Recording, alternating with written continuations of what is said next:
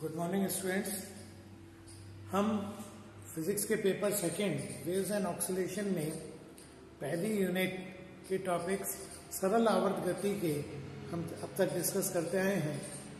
पिछली क्लासेस के अंदर सरल आवर्त गति के मूल नियमों के बाद हमने कुछ उदाहरणों पे बात की थी। उसी श्रृंखला में आज हम हेल्महोल्ट्ज अनुनादक की बात करते हैं। बेसिकली हेल्महोल्ट्ज अनुनादक क्या है? कई बार हमारे पास मिश्रित ध्वनियां होती है जहाँ बहुत अल्प आवर्तियों का अंतर होता है। उसको हमें अगर डिटेक्ट करना है कि हम एक विशेष आवर्ती अगर चाह रहे हैं वहाँ उपलब्ध है या नहीं है, तो ये अनुनादक हम इसकी सहायता से उसको डिटेक्ट कर सकते हैं, क्योंकि बहुत सेंसिटिवली हम अलग अलग फ्रिक्वेंसी के डेवलप कर सकते हैं। कुल मिलाकर हम यहाँ पर बात करेंगे कि हेल्महोल्ट्ज जो अनुनादक है, जो रेजोनेटर है, ये first of all SHM perform कर रहा है या नहीं कर रहा है। तो उस पॉइंट ऑफ व्यू से ये एक हेल्महोल्ट्ज रेजोनेटर का डायग्राम है। आप देखिए, बेसिकली मेटल का भी बना हुआ हो सकता है और ग्लास का भी बना हो सकता है। यहाँ एक आर्म बी है, दूसरी आर्म सी है। सी एक ऐसे आर्म है जो बहुत कंपेरेटिवली थिन है, इसको हम कान के आसपास लगाते हैं और बी के ऊपर हम हमारी मिश्रित ध्वनि को रखते हैं। जैसे ही प्रैक्टिकली हम जब अलग अलग तरह के साउंड्स ध्वनियों को रखेंगे तो जो इसकी फ्रीक्वेंसी से मैच करेगा उससे रेजोनेट करेगा और सी पर उसकी इंटेंसिटी ज्यादा होगी, तो हम वर्कआउट कर पाएंगे कि भाई ये इंटेंसिटी है, क्योंकि हमें हेल्महोल्ट्ज रेजोनेटर की फ्रीक्वेंसी पता है। जिस साउंड के साथ ये रेजोनेट करेगा तो हम उसकी फ्रीक्वेंसी फाइंड आउट कर पाएंगे। इसकी वर्किंग को अंडरस्टूड या इसकी कैसे फ्रीक्वेंसी कैलकुलेट करते हैं, उसके लिए देखें। मैं मान रहा हूं कि इसका क्रॉस सेक्शन एरिया ए है, इसकी लेंथ एल है और ये हमारा बी पार्ट है जहां पर हम साउंड को लेके आते हैं। तो जब हम यहाँ साउंड को लेके आएंगे तो साउंड को लाएंगे तो यहाँ पर एयर पे प्रेशर डेवलप होगा और एयर प्रेशर डेवलप होने से कंप्रेशन जनरेट होंगे। तो अगर हम यहाँ पे इलास्टिसिटी की बात करें तो हमारा इलास्टिसिटी कोफिशिएंट आएगा प्रतिबल बटा आयतन विकृति। देखिए, हम यहाँ पर ध्वनि को लाए, ध्वनि के कारण कंप्रेशन होगा, कंप्रेशन के कारण जो बी आर्म है उसकी वायु कंप्रेस होगी और वहां पे दाब जनरेट होगा या दाब में परिवर्तन होगा। हमने इसका क्रॉस सेक्शन ए लिया, लेंथ एल भी है। तो मान लीजिए मैं ये एज्यूम कर लेता हूं कि यहाँ पर अगर एक्स डिस्प्लेसमेंट होता है तो जो आयतन में परिवर्तन है, क्योंकि क्रॉस सेक्शन ए है और एक्स डिस्प्लेसमेंट है, तो आयतन में परिवर्तन हमारा एक्स हो जाएगा। ये क्रॉस सेक्शन एक्स से कंप्रेशन हुआ तो आयतन में परिवर्तन एक्स होगा। तो यहाँ प्रतिबल, अगर हम इलास्टिसिटी कोफिशिएंट की डेफिनेशन से बात करें तो ई मस्ट बी इक्वल टू प्रतिबल अपॉन आयतन विकृति। प्रतिबल होता है दाब में परिवर्तन बटा डीवी अपॉन वी। अगर मैं इसको रीअरेंज करूं तो डीपी को हम लिख सकते हैं minus E D V upon V. Means जो दाब में परिवर्तन है वो हो जाएगा minus E D V upon V. क्योंकि आयतन में परिवर्तन की कैलकुलेशन करनी है तो डीवी अभी हमने लिखा है, जैसा मैंने आपको बताया, ए क्रॉस सेक्शन एरिया है, एक्स कंप्रेशन हुआ तो एक्स हो जाएगा आयतन में परिवर्तन। तो ये हो जाएगा a x upon v. It's mean हमारा डीपी अपने आप में बन जाएगा minus e x upon v. Minus compression को रिप्रेजेंट कर रहा है।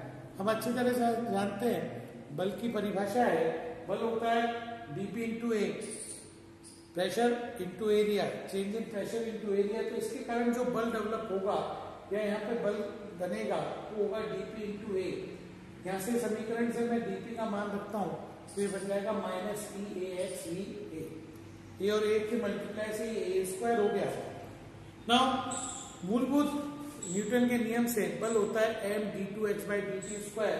तो अगर मैं यहाँ M D two X by D T square लिखता हूँ और इसको रीअरेंज करता हूँ तो आप देखिए ये स्टैंडर्ड एसएचएम की इक्वेशन है। स्टैंडर्ड एसएचएम की इक्वेशन होती है D two X by D T square is equal to minus omega square x.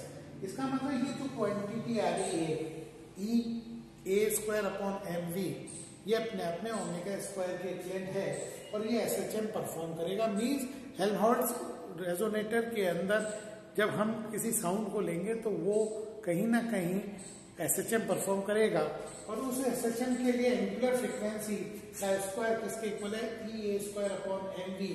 ये हो गया इलास्टिसिटी कोफिशिएंट, ये हमारा हो गया क्रॉस सेक्शन एरिया, एम मास हो गया और वी इसका वॉल्यूम हो गया।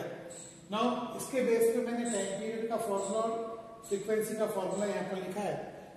हमारे हिसाब से फ्रीक्वेंसी होगी 1/2 पाई, यानी हेल्महोल्ट्ज रेजोनेटर की फ्रीक्वेंसी होगी root E A square upon M V. ये पहला फॉर्मूला हमने डिड्यूस कर लिया, बट अब इसकी एक प्रॉब्लम है, नेट तो हमें वॉल्यूम तो हम फिर भी पता कर लेंगे क्योंकि क्रॉस सेक्शन पता है मुझे, लेंथ पता है, तो वॉल्यूम तो अपने आप में अगर क्रॉस सेक्शन ए और लेंथ एल है तो वॉल्यूम हो गया हमारा ए एल। बट मास कैसे निकालेंगे? तो मास को हम डेंसिटी में कन्वर्ट करते हैं, तो हमारे पास डेंसिटी कन्वर्जन से मास होगा वॉल्यूम इनटू डेंसिटी, तो ए एल हो गया वॉल्यूम और रो, तो मैंने यहाँ पर n = 1/2 पाई ई ए रो एल भी लिख दिया। नाउ इसके बेस पे अभी भी हम इसको कन्वर्ट कर सकते हैं कि इजी है, ई और रो दोनों नोन नहीं है, तो हम इसको अगर वायु में ध्वनि के वेग की बात करें तो ये मान रखते हैं, तो इस तरह से मेरे पास हेल्महोल्ट्ज अनुनादक का आवर्ती का सूत्र आता है। पहली बात, हेल्महोल्ट्ज अनुनादक या रेजोनेटर के अंदर जब भी कोई साउंड हम लगाएंगे ब्रॉड आर्म पे तो वो SHM परफॉर्म करेगा और ये इसका मतलब अगर मेरे पास वहां पे SHM परफॉर्म करेगा तो एक साउंड है जो डिफरेंट फ्रीक्वेंसी का है, इसकी फ्रीक्वेंसी अलग है, तो वहां पे रेजोनेंस नहीं होगा। लेकिन अगर मेरे पास जो साउंड है उसकी फ्रीक्वेंसी इनकी फंडामेंटल फ्रीक्वेंसी से मैच करेगा तो वहां एकदम हाई इफेक्ट आएगा और रेजोनेट करेगा और हम इससे इजीली डिटेक्ट कर पाएंगे। इस तरह से Helmholtz resonator sound particular sound को डिटेक्ट करने के काम आता है।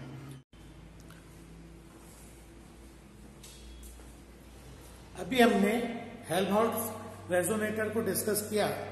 सरल आवर्त गति के उदाहरणों की श्रृंखला में अब हम बात करेंगे एक समान चुंबकीय क्षेत्र में जब चुंबक को रखते हैं और साम्यावस्था से अगर उसको अल्प कोण से विस्थापित करते हैं तो उसकी गति कैसी होगी। हमारी इस पूरी सीक्वेंस में जो भी 4-5 एग्जाम्पल मैंने लिए पिछले 2-3 लेक्चर में, ये सब सरल आवर्त गति के उदाहरण है कि किन परिस्थितियों में ये सरल आवर्त गति परफॉर्म होगी और उनकी क्या शर्तें हैं। मान लीजिए एक समान चुंबकीय क्षेत्र है जिसके चुंबकीय क्षेत्र का मान h है। इसमें मैंने एक छड़ चुंबक यहाँ पे लगाया है जिसकी प्रभावी लंबाई 2l है, ध्रुव सामर्थ्य m है। अगर मैं इसको साम्यावस्था से थीटा कोण पे रखता हूं तो आप देखिए इसके नॉर्थ पोल के ऊपर एक बल लगेगा जिसका मान होगा mh और साउथ पोल पे भी एक बल लगेगा -mh। क्योंकि ये दोनों बल समान है और विपरीत दिशा में है, तो अगर मैं यहाँ पे ट्रिग्नोमेट्री से देखूं ये 2l ये थीटा है तो ये इनके मध्य लंबवत दूरी हो जाएगी 2l sin थीटा। चूंकि एक छड़ के ऊपर 2 बल लग रहे हैं, 2 कोने पे 2 बल लग रहे हैं जिनका परिमाण समान है, दिशा विपरीत है, तो ये अपने आप में एक बलागुण या एक कपल बनाएंगे। उस बलायुग्म का मान हो जाएगा mh 2l sin थीटा। एक बल का परिमाण कितना हुआ mh, दूरी कितनी है 2l sin थीटा, तो ये हो जाएगा mh 2l sin theta. m ध्रुव सामर्थ्य है, 2l चुंबक की प्रभावी लंबाई है, चुंबकीय क्षेत्र है और थीटा कोण है। चूंकि हम जानते हैं कि ध्रुव सामर्थ्य इनको प्रभावी लंबाई को देखें तो ये चुंबकीय आघूर्ण को बताता है, तो यहाँ जो कपल का मान होगा या बलागुण बनेगा वो हो जाएगा c mh sin थीटा। और क्योंकि ये रिस्टोरिंग होगा, ये इसे पूर्ण वास्तव में वास्तविक स्थिति में लाना चाहेगा, साम्यावस्था में लाना चाहेगा, इसलिए हम इसका मान यहाँ पर c लिख सकते, माइनस लगा सकते हैं, तो टॉर्क का मान हो जाएगा -mh sin थीटा। हम अच्छी तरह जानते हैं कि जो टॉर्क होता है, बलागुण होता है, उसे हम चाहें तो I अल्फा लिख सकते हैं, I अल्फा या I d2 theta by dt square. इसका मतलब इन दोनों इक्वेशन को कंबाइन करूं तो I d2 theta by dt square must be equal to -mh sin theta. इससे हम अगर वर्कआउट करते हैं तो d2 theta by dt square is equal to -mh upon I sin theta. अब यहाँ प्रश्न है कि ये जो समीकरण आ रही है किसकी है? क्या ये समीकरण SHM की है, सरल आवर्त गति है, तो ये सरल आवर्त गति की समीकरण नहीं है। ये दोलनी गति तो है किंतु सरल आवर्त गति नहीं है। पिछले लगातार जितने भी हमने लेक्चर्स में एग्जाम्पल लिए हैं उनमें हमने बार बार देखा है कि जब तक ये स्टैंडर्ड इक्वेशन की फॉर्म में नहीं आती, यानी d2 theta by dt square is equal to minus omega square theta नहीं आता है, तब तक इसको हम सरल आवर्त गति नहीं कह सकते। तो यह सरल आवर्त गति नहीं है, यद्यपि ये दोलनी गति है। तो यदि कोण का मान अल्प हो, उस अवस्था में हम साइन थीटा के मान को थीटा ले लेंगे और उस परिस्थिति के अंदर निश्चित यह समीकरण सरल आवर्त गति की स्टैंडर्ड समीकरण का फॉर्म ले लेगी। तो ध्यान देने की बात है, जैसे हमने सरल लोलक की बात करी थी, जैसे हमने कंपाउंड पेंडुलम की बात करी थी, वैसे ही चुंबक एक समान चुंबकीय क्षेत्र में तभी सरल आवर्त गति करेगा जब उसका साम्यावस्था से विस्थापन अल्प हो, यानी कोणीय विस्थापन अल्प हो, अन्यथा ये सरल आवर्त गति नहीं करेगा। तो ऐसी अवस्था जब अल्प कोण है उस समय कोणीय आवर्ती का वर्ग हमारा हो जाएगा mh/I, और इसके आधार पे हम कह सकते हैं कि इसका आवर्तकाल होगा 2π/ω 2π√I/mh। यानी चुंबकीय क्षेत्र H का मान पता है, चुंबकीय आघूर्ण M पता है, और सबसे इंपॉर्टेंट जड़त्व आघूर्ण पता है, तो इसका आवर्तकाल होगा 2π√I/mh। अब यहाँ पर जड़त्व आघूर्ण हमें निकालना है, और जड़त्व आघूर्ण डिपेंड करेगा, हो सकता है ये बार हमारी रेक्टेंगुलर हो। अगर रेक्टेंगुलर है तो आपको ध्यान होगा जड़त्व आघूर्ण हो जाएगा m ब्रैकेट में a² + b²/12, जहाँ a और b उसकी डायमेंशन है। और मान लीजिए सिलेंड्रिकल है तो हम उस अकॉर्डिंग फॉर्मूला यूज करेंगे। तो यहाँ I का मान इसके शेप पे डिपेंड करेगा, किंतु सबसे महत्वपूर्ण बात शर्त आती है कि एक चुंबक तभी सरल आवर्त गति परफॉर्म करेगा जब उसका कोणीय विस्थापन अल्प हो। इस तरह से हमने सरल आवर्त गति के विभिन्न उदाहरणों में लगभग अब तक 6-7 उदाहरण डिस्कस किए हैं। आगे की क्लासेस में हम और इससे आगे कुछ एग्जाम्पल बाकी हैं जो हमारे सिलेबस के, उनको डिस्कस करेंगे। Thank you.